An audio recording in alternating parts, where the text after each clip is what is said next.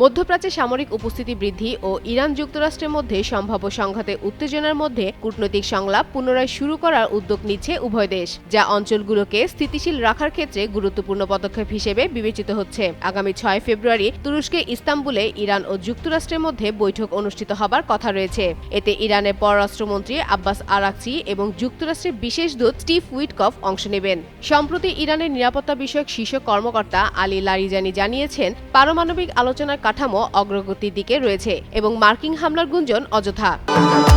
ভবিষ্যৎ হোক নিরাপদ, বিনিয়োগ হোক বিশ্বস্ত, আর আমার পছন্দ সল্ট বে। ওয়েলকাম টু সল্ট বে।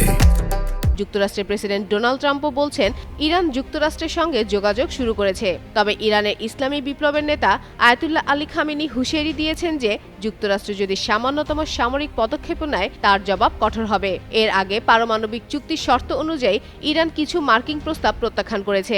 এর মধ্যে ছিল পারমাণবিক সমৃদ্ধকরণ সম্পূর্ণ বন্ধ করা এবং ক্ষেপণাস্ত্র সক্ষমতার উপর সীমাবদ্ধতা আরোপ। এই প্রেক্ষাপটে ইস্তাম্বুলে অনুষ্ঠিত বৈঠককে কূটনৈতিক সংলাপ পুনরায় চালু করার একটি গুরুত্বপূর্ণ পদক্ষেপ হিসেবে দেখা হচ্ছে।